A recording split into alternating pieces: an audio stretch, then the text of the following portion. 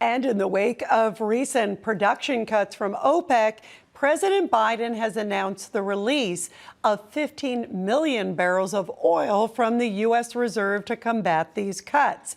But what does this mean not only for our oil dependency, but also foreign diplomacy moving forward? And also, what does it mean for our national security?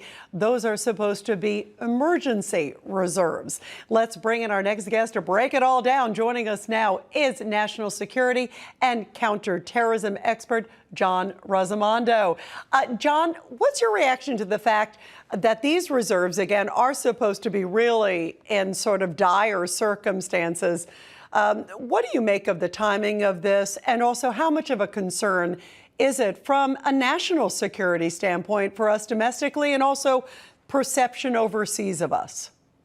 Well, Congress created this reserve in the wake of the 1970s oil shock as to provide us a cushion in case of war or other major national emergency. The only national emergency right now is Biden's polls. And just don't forget that a few weeks ago, it was revealed that he tried to strong arm the Saudis to ramp up their production. I think that President Biden is beholden to the green radical extremists like AOC and the Green New Deal folks. What does it mean, too, as you're pointing out? Because even in the midst of clearly what have been, rising prices with gas and oil, and in particular, we've seen it drop a little bit in the last, few weeks, but it's still high. When he took office, it was $2.30. Now the average gallon of gas is $4 about. Some places, obviously California, a lot of places is much higher. But as we're looking at these numbers, and now the fact that we are no longer energy independent, how much of a risk is that in your assessment from a national security standpoint? Because throughout all of this, as you point out, he's still talking about windmills and electric cars and all that. He doesn't seem to be changing the course whatsoever. In fact, seems to be doubling down. Well, if we look at what's going on over toward China, the chief of naval operations said this week that China could invade Taiwan at any time between now and 2024.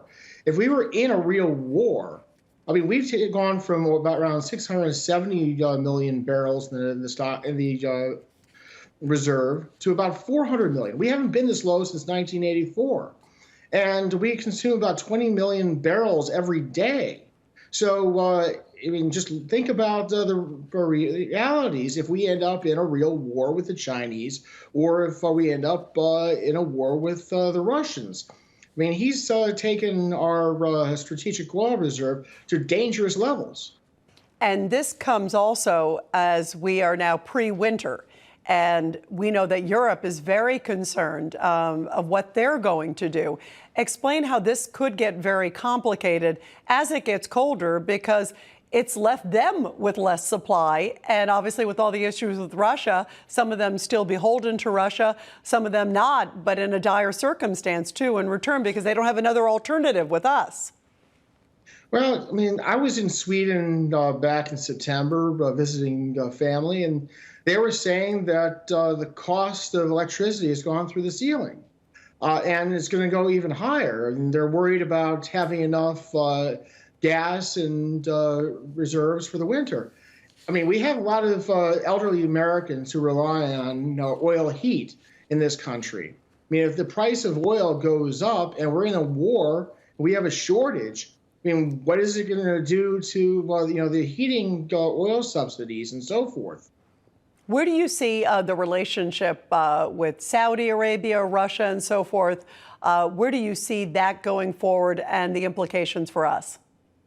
Well, I see the Russians pulling back their supply of gas to Europe. We're seeing. Let's go back to 2020. We had the U.S. oil, fracking and so forth going gangbusters, and the Saudis increased their oil production to reduce the prices to stay competitive. If you look at the chart of when gas prices and oil prices started going up, it's right after the 2020 election, and it's directly due to anticipation of Joe Biden's policies. I mean, the move to the so-called green economy means shifting to dependence on China, which is our greatest threat. We're almost going into a war with them. Yeah, it is really an interesting point as you make, especially with some of the rhetoric that you brought up from President Xi this week, intensifying threats of what he may do to Taiwan and the relationship with America. Boy, does it just make things so incredibly complicated. John, thank you very much. Really great to get your perspective. Thank you for being here. Thanks, Rita. Thank you. And everybody still to come. Steve Bannon hit with 4 months in jail for defying a subpoena from the partisan January 6th committee. And now